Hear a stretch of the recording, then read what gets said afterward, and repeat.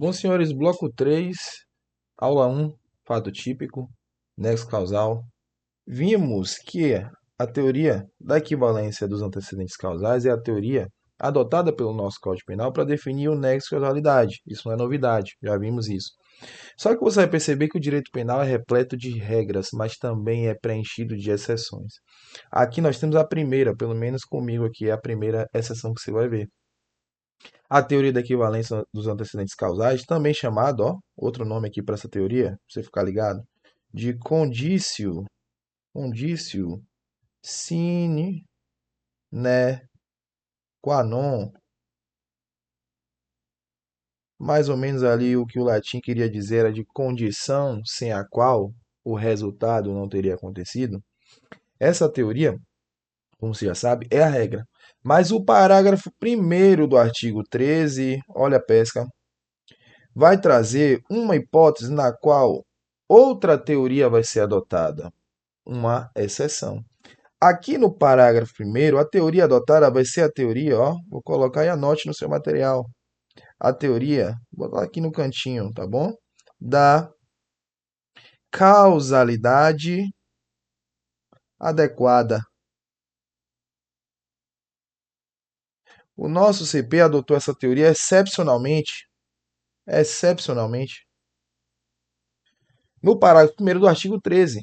Vai dizer o seguinte: a superveniência, vou anotar, vou grifar aqui para você, de causa relativamente independente, exclui a imputação quando por si só produziu o resultado. Os fatos anteriores, entretanto, imputam-se a quem os praticou. Você já sabe que tudo que contribui para o resultado é considerado causa. Você pode perceber da leitura aqui do caput do artigo 13. É o resultado de que depende a essência do crime, somente é imputável quem lhe deu causa.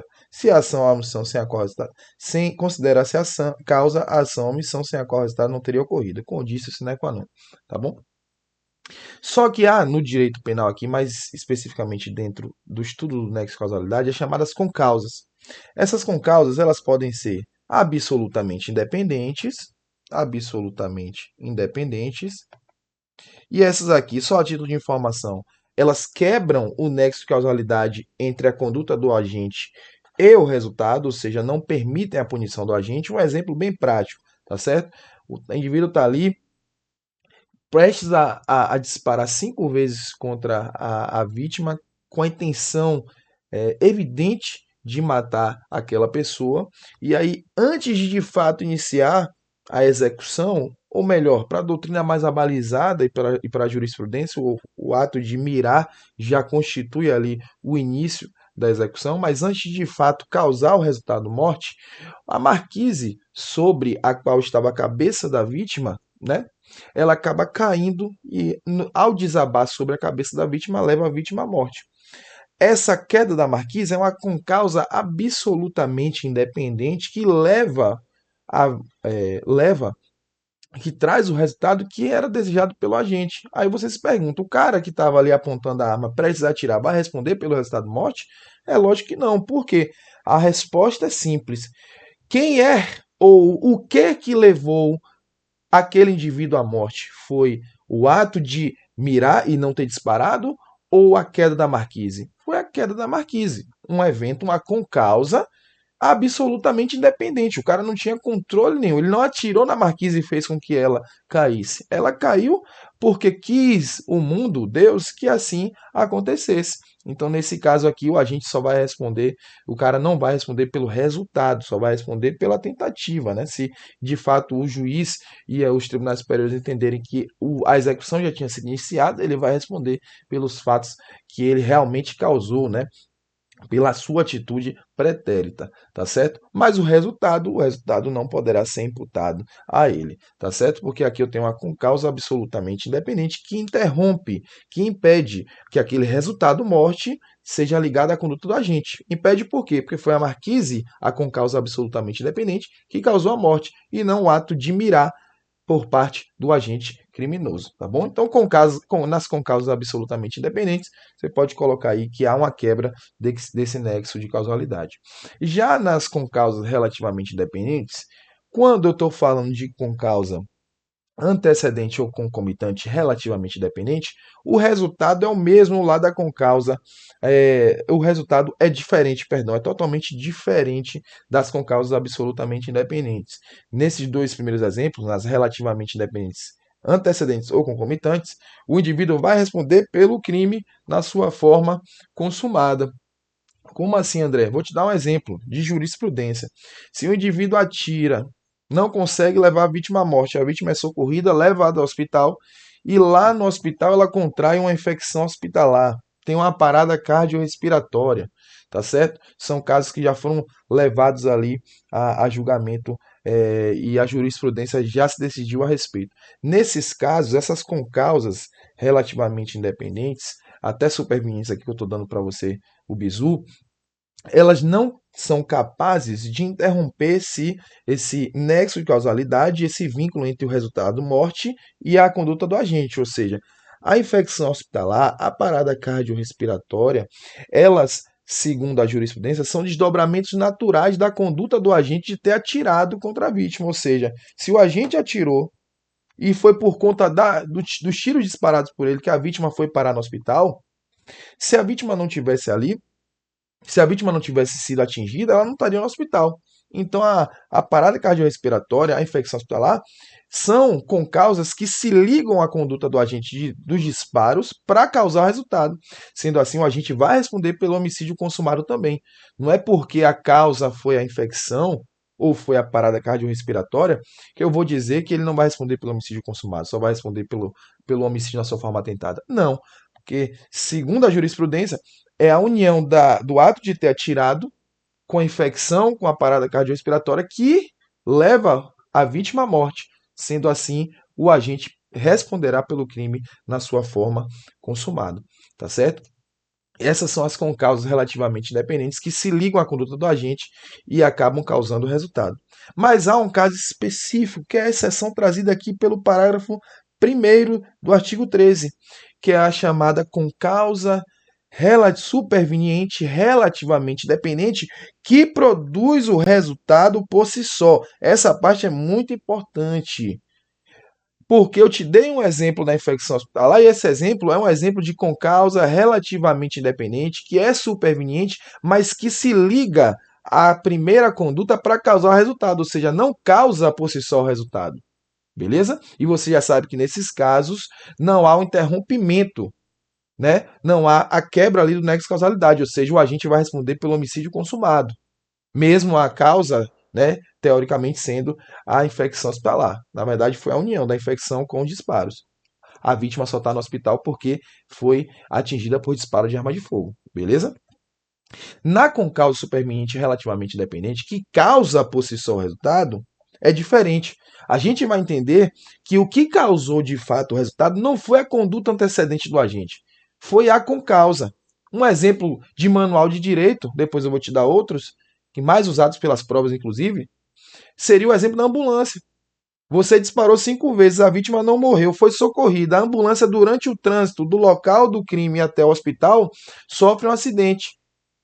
O acidente causa a morte da vítima, com causa superveniente relativamente independente. A vítima só está na ambulância porque sofreu disparo de arma de fogo. Disparados por você, causados por você. Vai responder pelo homicídio consumado? Não, porque aqui eu tenho a exceção da causalidade adequada. O acidente que causa a morte por si só. Nesse caso, o agente vai responder só por homicídio tentado, não por homicídio consumado, ainda que a vítima tenha morrido no acidente automobilístico. Por quê? Porque a causa da morte aqui foi então somente o acidente automobilístico, que não estava no desdobramento natural. Ninguém espera entrar num carro, seja ele uma ambulância ou não, e sofrer um acidente e ser vítima fatal de um acidente. Então não é um desdobramento natural. É por isso que, se isso acontecer, há essa quebra do vínculo subjetivo. Ou seja, o nexo causal não existe mais. A gente só vai responder pelo homicídio dessa forma tentada, ainda que a vítima tenha morrido. Por que, André? Porque a vítima morreu em razão do acidente e não em razão dos disparos de arma de fogo. Ah, André, tô cansado de ouvir Esse exemplo aí nas aulas que eu já assisti de direito penal, mais especificamente sobre fato típico. Me dá outro. Agora eu vou te dar exemplo que te coloca na cara do gol. Jurisprudência atualizada. Cai bastante em prova, tem caído bastante em prova. Desabamento. Desabamento no hospital. Incêndio no hospital. Se essas concausas supervenientes, relativamente independentes, causarem a morte da vítima, o agente também não responderá pelo homicídio consumado. Disparou 5 vezes, a vítima foi levada por uma ambulância até o hospital. Dessa vez, a ambulância não se envolveu em acidente automobilístico algum. Mas lá no hospital houve um incêndio no gerador do hospital. Todos que estavam ali no interior morreram, ou só a vítima mesmo. O indivíduo foi levado a julgamento. Vai ser levado a julgamento pelo homicídio consumado ou pelo homicídio tentado? Pelo homicídio tentado, porque segundo a jurisprudência, o desabamento, o incêndio, o acidente automobilístico durante o trajeto não são desdobramentos naturais da conduta do agente. Logo, se eles acabam acontecendo, esse resultado não pode ser imputado ao agente. Ele vai responder por alguma coisa, não vai, André? Vai, por homicídio tentado, mas não por homicídio consumado, tá certo? Essa é a concausa relativamente independente que causa por si só o resultado. Teoria da causalidade adotada como exceção. Por quê? Porque a regra é a teoria da equivalência dos antecedentes causais, como você já sabe. Beleza? Tranquilo? Vamos voltar. Nexo causal é isso, senhores. Vamos finalizar aqui o fato típico com a tipicidade, tá certo? O que é tipicidade? Vamos lá. Tipicidade. Você já sabe, como eu falei no início, que a tipicidade ela pode ser o quê? Formal ou pode ser o quê? Material. Material, por quê, André? Material, a tipicidade material seria a capacidade de ofender de forma relevante, viu? Princípio da ofensividade do direito penal. Ofender de maneira relevantemente,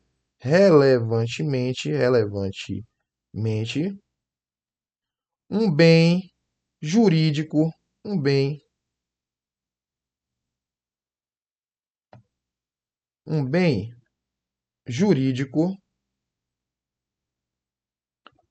protegido ou tutelado, né, André? Exato. Protegido ou tutelado pela norma penal. Já a tipicidade formal seria aquilo que eu trouxe para você de enquadramento, enquadramento da conduta criminosa, né? Considerada criminosa, no tipo penal, no crime lá previsto no CP, no tipo penal, violado. Violado. Como assim, André? Vamos lá. Primeiro, pela tipicidade formal. Quando eu falei para você que a norma penal do artigo 121 diz o seguinte: matar alguém, eu só vou ter tipicidade formal quando a conduta do agente aqui no mundo real se enquadrar àquilo que está previsto no artigo 121. Me dê exemplos. O cara foi lá e envenenou a vítima, colocou veneno no seu café. A vítima, após ingerir o veneno, morreu. Houve ou não houve? Você deve se perguntar agora: houve ou não houve esse enquadramento da conduta de envenenar e matar uma pessoa? Ao que diz o artigo 121, matar alguém? André, óbvio que houve. Então, consequentemente, você vai chegar à conclusão de que houve tipicidade o quê? Formal, porque houve esse enquadramento da conduta do agente no tipo penal violado. Outro exemplo, roubo, artigo 157 do nosso Código Penal, mediante violência, grave ameaça, subtrair a coisa alheia móvel, né? Para si ou para outrem. Se o indivíduo vai lá, saca sua arma, andando de moto, percebe ali a presença de uma mulher indefesa, aponta sua arma e de posse, perdão, e com a arma apontada a ameaça tirar a sua vida se ela não entregar a bolsa. Perceba, analise agora. A conduta dele de apontar a sua arma, ameaçar, tirar a vida da vítima se ela não entregar a sua bolsa, se amolda, se enquadra ou não aquilo que o artigo 57 diz Subtrair mediante violência ou grave ameaça coisa alheia móvel, para si ou para outra. Se enquadra ou não se enquadra? Há ou não há esse espelhamento, esse enquadramento? Se sim for a sua resposta, é porque você acertou e é porque existe tipicidade formal, tá certo? Beleza?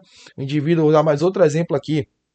Crime de estupro, artigo 203 do nosso Código Penal, constranger alguém mediante violência, grave ameaça a praticar a condição carnal, ter condição carnal ou praticar qualquer outro ato libidinoso. Nesse caso aqui, o indivíduo que vai lá, espera ali algumas universitárias saírem num local ermo na lateral da universidade e de posse de uma faca as obriga a tirar a roupa e realiza com ela ali diversos atos libidinosos, toca os seios, faz sexo anal, enfim, tudo isso mediante o emprego da violência, mediante o emprego da grave ameaça. Esse ato praticado por esse estuprador se enquadra ou não se enquadra o que diz o artigo 213, constranger alguém mediante violência, grave ameaça, a ter condição carnal ou praticar qualquer outro ato libidinoso? Sim, então é porque houve tipicidade formal, beleza? Essa é a tipicidade formal. Às vezes, ou na maioria delas, essa tipicidade formal, ela dá, né, origem ao que nós chamamos de adequação típica imediata ou direta. André, mais uma coisa? Não. O que eu acabei de falar para você, ó, de enquadramento, é a adequação típica imediata direta, tá bom? Imediata ou direta. É o enquadramento perfeito. É o espelhamento entre a conduta e o tipo penal. São os exemplos que eu trouxe para você até agora. Mas às vezes, essa adequação ela não é feita de forma direta. Ela não é feita de forma imediata. Essa adequação ela necessita, para existir, de uma norma que faça essa ponte entre a conduta e o tipo penal. Como assim, André? Vou até colocar aqui logo, adequação tipo imediata ou indireta. Imagine que aquele indivíduo lá do primeiro exemplo que tentou tirar a vida da vítima, errou 5 disparos. A vítima saiu ilesa. Aí eu te pergunto, irmão, meu caro aluno, minha querida aluna, a conduta dele de tentar matar uma pessoa, ele não acertou nenhum dos 5 disparos. Se amolda perfeitamente ao que o artigo 121 diz, matar alguém, ele matou ou não conseguiu matar a vítima? Você deve estar me respondendo nesse exato momento que ele não conseguiu matar a vítima. Então o que é que eu faço? Se o artigo 121 diz que só vai responder por homicídio em tese quem matou uma pessoa fora das hipóteses justificadas pela própria lei. Como é que eu faço? Eu deixo esse indivíduo impune? Eu não posso deixar isso sair impune. Ele tentou matar por circunstâncias ali, a sua vontade, a falta de pontaria nesse caso, né? Ele não conseguiu. Então, o indivíduo que não consegue matar outra pessoa sai impune? Não. Você já sabe que não, mas você talvez não saiba o porquê de não sair. E eu vou te dizer agora. Quando não é possível realizar essa adequação típica de forma imediata, de forma direta, quando não há, isto é, esse enquadramento entre a conduta e o tipo penal, nós precisamos de uma norma de extensão para não permitir que em casos como esse saiam impunes. Ou seja, como o indivíduo não chegou a matar de fato a vítima, mas eu preciso punir para evitar aquele tipo de conduta, o que eu faço? Eu uso uma norma de extensão, e nesse caso aqui, a norma de extensão mais famosa, aquela lá do crime tentado, da tentativa, prevista no artigo 14, 5 segundo, para adequar essa tentativa a uma norma penal que só prevê, como qualquer outra, qualquer tipo penal, só prevê a forma, em regra, a forma consumada. Para não permitir que esse indivíduo que não matou de fato, mas tentou e não conseguiu por circunstâncias ali à sua vontade, saia impune. Então vou lá no artigo 14, inciso 2º, onde diz que considera-se crime tentado quando o indivíduo por circunstâncias alheias não consegue alcançar o resultado, não consegue consumar o crime, para permitir a punição desse indivíduo pelo crime de homicídio, mas não na forma consumada, porque de fato o crime não se consumou, mas na sua forma tentada. Aí você vai ver mais para frente que nos casos dos crimes tentados eu tenho a punição, eu tenho a pena do crime consumado reduzida de 1 a 2 terços, mas tem punição, o cara não vai sair impune. Então, a adequação típica imediata ou indireta é justamente essa. É aquela em que não há um enquadramento perfeito entre a conduta do agente e o tipo penal. O cara não conseguiu matar. E o artigo 121 diz que a conduta ali criminalizada é de matar alguém. Mas para não permitir que isso saia impune, para permitir que o direito penal, a norma violada, né, a pena possa ser aplicada por conta dessa norma que foi violada, de certo modo, eu uso uma norma de extensão. A tentativa é um exemplo de norma de extensão. Vá anotando aí, viu? Isso é importante, ó. Norma de extensão é aquela norma que é usada para possibilitar a adequação típica, mediata ou indireta, ó. Norma de extensão, tá certo? O exemplo que nós temos mais famoso é a hipótese dos crimes tentados. Nós temos outras normas de extensão, André? Temos. Nós temos a possibilidade, a coautoria e a participação, lá no artigo 29 do nosso Código Penal, tá certo? Que prevê a punição daquele indivíduo que não praticou diretamente o ato, né?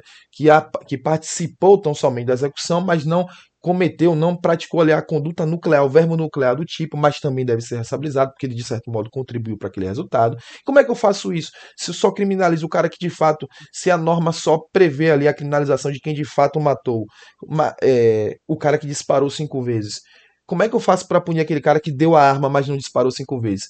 Por meio de uma norma de extensão também. Agora, nesse caso, é aquela norma de extensão do crime da coautoria ou da participação. Tá certo? Então, é só um exemplo aí que você pode perceber para que você possa ter esse instituto aqui da adequação típica imediata, tá bom? Quando ela é feita de forma perfeita, é adequação típica imediata ou direta. Quando eu preciso de uma norma de extensão, a adequação vai ser mediata ou indireta. Já a tipicidade material, senhores, seria a capacidade que essa conduta tem de ofender relevantemente o bem jurídico protegido pela norma. André, não entendi.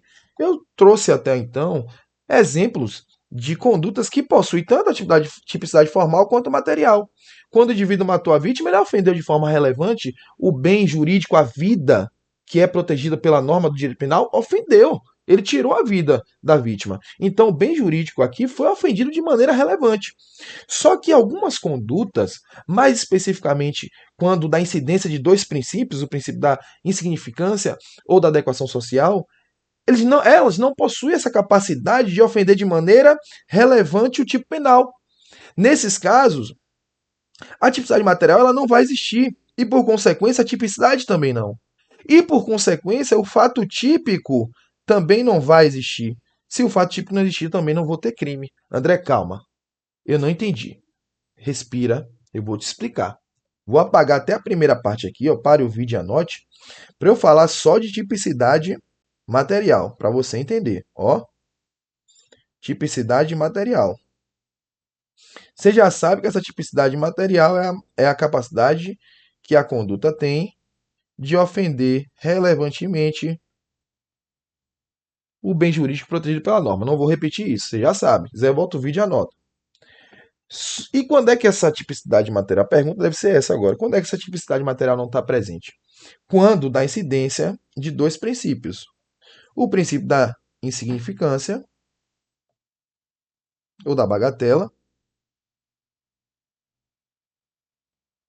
ou quando do princípio, ou quando da incidência do princípio da adequação social. Vou te dar exemplo de ambos, e com certeza, se isso aqui cair, vai ser com base nesses dois exemplos. Pode anotar que a experiência não me deixa mentir. Vou puxar um pouquinho mais para cá para você perceber. Estou falando de tipicidade material, esquece a formal agora. Você já aprendeu o que tinha que aprender lá. Quando eu tenho um exemplo de princípio da insignificância, de incidência desse princípio. Olha lá que interessante. Vamos lá? Imagine que um indivíduo, não vou dar um exemplo aqui, dois tipos de exemplo para você entender. Imagine que um indivíduo que trabalha numa certa empresa tenha precisado de um clipe para levar para sua casa. Ele precisava de um clipe para colocar em uma das suas cartas e não tinha um clipe no momento. Aí ele lembrou, poxa, lá na empresa tem. O que eu vou fazer? Eu vou esperar o dia de amanhã, quando eu retornar, na hora de ir embora, quando eu retornar, estiver prestes a retornar para minha casa, eu vou pegar o clipe da empresa. clipe que eu não comprei com meu dinheiro. Essa conduta dele de retirar o clipe da posse, da esfera de propriedade da empresa na qual ele trabalha e trazer para sua residência, se amolda, se enquadra a um tipo penal. Isso é crime de furto, ou seja, existe o que você já sabe? Tipicidade formal. Nesse caso específico, a adequação típica imediata, direta. Ele furtou, ele subtraiu a coisa ali é móvel, ele subtraiu o clipe da empresa para si. Ou seja, artigo 155 do Código Penal aqui, consumado. Reclusão de 1 a 4 anos e multa. Beleza? Só que aí eu te pergunto, será que um clipe furtado tem a capacidade de ofender o patrimônio de uma empresa estabelecida no mercado? Essa é a pergunta que a tipicidade material te faz realizar. E é isso que você precisa responder para saber se há ou não há tipicidade material no caso concreto. E aqui eu já adianto, não há. Por quê, André? Porque esse clipe ele não tem a capacidade de levar aquela empresa à falência. Ou seja, o princípio da insignificância vai dizer que a conduta do agente, quando for insignificante, quando não tiver relevância para ofender um bem jurídico, ela não pode configurar crime. É por isso que se eventualmente o gerente soubesse que um de seus funcionários levou um clipe para casa e tivesse denunciado essa conduta à delegacia mais próxima, o próprio delegado poderia dizer a ele, porque hoje, entendimento consolidado dos tribunais superiores, o delegado já pode reconhecer o princípio da significância e, consequentemente, declarar ali a tipicidade da conduta. Então, o delegado poderia tranquilamente falar o seguinte: olha, eu entendo a sua revolta, eu entendo a sua insatisfação em ter ali um funcionário que levou um clipe da sua empresa, mas eu sugiro que você tome outras medidas. Mas no âmbito criminal aqui, o direito penal ele não pode se debruçar sobre esse tipo de caso, pois há um princípio da significância, que diz que quando a conduta do agente, embora se enquadre no tipo penal já previsto, não cause uma ofensa relevante ao bem jurídico tutelado pela norma, ou seja, ao patrimônio da sua empresa, eu não posso permitir a punição, a criminalização, a punição dessa conduta. Princípio da insignificância, tá certo? Beleza? É isso que é o princípio da insignificância. Ou seja, a atividade material ela não existiria, por consequência, a tipicidade não existiria, o fato típico também não, e por consequência, em última ratio, o crime também deixaria de existir. Tá certo? Magnífico direito penal. Como eu gosto da aula dessa disciplina. E aí você já viu, já deve ter visto aí diversas vezes quando estava ali de bobeira, mariscando no Instagram, STJ, publicações nesse sentido, ó, migalhas, direito em foco, STJ absolve réu que foi condenado por furtar 2 fios de empresa de companhia elétrica em determinada cidade. O que o STJ fez aqui? Fez basicamente o que eu estou te trazendo. O Superior Tribunal de Justiça entendeu que 2 fios de uma companhia elétrica consolidada no mercado não é capaz, o furto desses 2 fios, não é capaz de colocar o patrimônio daquela empresa em risco. Logo, seria possível a aplicação do princípio da significância, não permitindo a punição desse agente. O cara sai impune, André? Você pode até usar esse termo, mas a verdade é que o cara não vai responder por crime nenhum. Por isso que o Superior Tribunal de Justiça absolveu.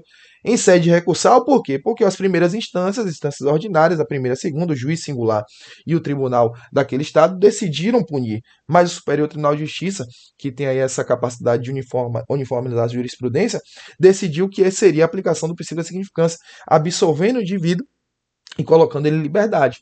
Nem sempre as primeiras instâncias entendem assim, tá certo? Mas geralmente os tribunais superiores acabam entendendo, tá certo? Bizu, como é que eu posso definir se aquele bem, André, tem um valor baixo, né, um valor insignificante para não permitir a aplicação da norma que foi violada? Bom, segundo o Supremo Tribunal Federal, esse bem para ser considerado insignificante, ele precisa ter um valor, ó, tem um valor inferior, valor inferior a 10% do salário mínimo. Esse é o valor que esse bem não pode exceder, deve ter, para que seja considerado um bem insignificante. Então, vamos lá. Valor insignificante. Hoje o salário mínimo deve girar em torno de quanto, meu Deus? R$ 1.300, me perdoe, não sei ao certo. Tá bom? Os dois fios custavam quanto? 10% de 1.300, 130. Os 2 fios não custavam nem R$ 10, nem R$ 20. O valor é insignificante ou não é? o valor é insignificante. O princípio da insignificância deve ser aplicado. Tá bom? Beleza? Olha, mas às vezes, essa é a regra, você já sabe, direito penal é cheio de regras, mas também comporta exceções. Essa é a regra. Às vezes, o bem ele não tem até um valor material significante, ou seja, o valor material é insignificante, mas tem um valor sentimental muito grande. E aí que vem a pergunta, nesses casos eu ainda poderia aplicar o princípio da significância, André? Aí não. Quando o valor sentimental, vou colocar aqui, ó, quando o valor sentimental, o valor, quando houver, quando houver relevante, relevante valor sentimental, o referido princípio da insignificância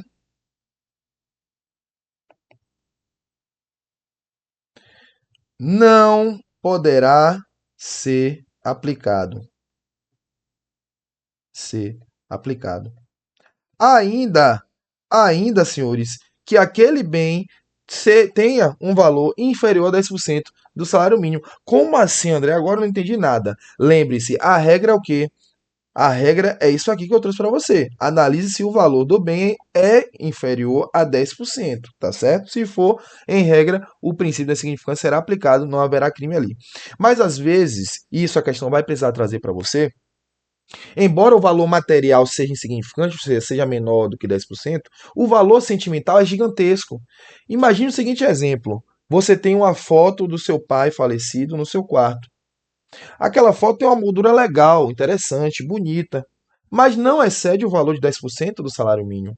Custa ali 15, 20 reais, é só bonito. Quem criou teve o maior cuidado do mundo para fazer. E aí o que acontece? O indivíduo entra na sua casa, realiza subtração de diversas coisas e gosta da moldura. Poxa, tem uma foto interessante com minha família lá em casa. Vou levar essa moldura para colocar a foto nela. Aí o que acontece? Chega no julgamento do indivíduo, ele é preso em flagrante, e ele vai lá e alega: poxa, o advogado tem como tese defensiva alega que o princípio da insignificância deveria ser aplicado em razão do valor material inferior a 10% do salário mínimo, ou seja, insignificante. Aí o juiz se pergunta: poxa, eu até poderia aplicar se eu levasse em consideração tão somente o valor material, mas a vítima já relatou que aquela moldura tinha um valor sentimental muito grande. Foi o último presente que ela recebeu do seu falecido pai. Nesse caso, embora a moldura tenha um valor inferior a 10%, materialmente falando, o valor sentimental dela é gigantesco. Logo, o juiz não permitirá a aplicação do princípio da insignificância aqui, pois o valor sentimental, ele excede qualquer valor material. Então, ainda que materialmente aquela moldura custe menos do que R$ 1.130, menos que 10% do salário mínimo, a verdade é que o valor sentimental dela era gigantesco o valor sentimental dessa moldura. Então, o princípio da insignificância não seria aplicado aqui e o agente responderia pelo crime de furto. Tá certo? Esse é o princípio da insignificância. Agora vamos ao princípio da adequação social, que também tem a capacidade de excluir essa tipicidade material e, por consequência, excluir o crime como um todo. Beleza? Já a adequação social, esse princípio diria o seguinte: algumas condutas, com o passar do tempo, embora consideradas criminosas no passado, deixam de ter relevância penal, deixam de merecer o destaque, a caracterização, a classificação de crime. Logo, o direito penal não teria mais a funcionalidade e a função de criminalizar esse tipo de conduta. Exemplo mais prático que você vai ter: o crime de adultério. Por mais que você pense que isso ainda seja crime, não é mais crime. O adultério, ele foi revogado, um tipo penal revogado pela lei 12.095 de 2009, que revogou o adultério, causou uma verdadeira abolição de crimes ali, com base no princípio da adequação social. A verdade é que essa conduta de adulterar, por mais que ela seja inaceitável moralmente para a maioria das pessoas, ela não merecia mais repressão do direito penal. Não havia mais como suportar tantas ações penais pelo crime de adultério. E aí a sociedade foi evoluindo, e entenda evoluindo com aspas, viu, gente? A ponto de encarar essa conduta como normal, não podendo mais ser criminalizada. Aí veio esse princípio aqui da adequação social para dizer que o adultério não era mais crime e, consequentemente, excluir a tipicidade material dessa conduta, do fato típico como um todo e, consequentemente, do crime. Tá certo? Beleza? É o exemplo de incidência do princípio da adequação social que nós mais veremos no universo do direito penal. Só uma informação. Os crimes, a melhor dizendo, as contravenções do jogo do bicho não foram isentas de punição por esse princípio aqui, viu? O jogo do bicho, o jogo do bicho, vou até colocar aqui no material. Jogo do bicho continua continua sendo continua sendo infração penal, mais especificamente contravenção penal. Deveria se tornar crime, né?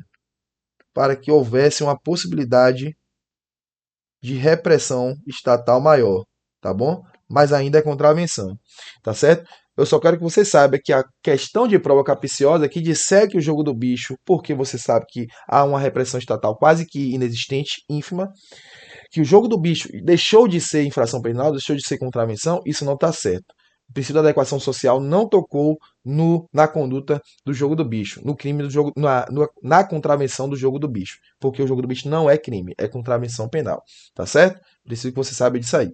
Senhores, este é o fato típico. Estudamos aqui de maneira breve, sucinta e objetiva tudo aquilo que pode cair na sua prova de soldado no tocante ao fato típico. Lembrando, se a sua prova fosse uma prova de defensor, de promotor, de delegado, aí nós teríamos que nos aprofundar muito mais nesses tópicos. Mas a nossa prova é de soldado da polícia, então vou ser sincero com você, até CFO também. Não precisamos nos aprofundar tanto. Então, é por isso que o que de fato é pertinente para resolver a sua prova de soldado oficial, eu estou trazendo aqui. E o Gabaritando age dessa forma.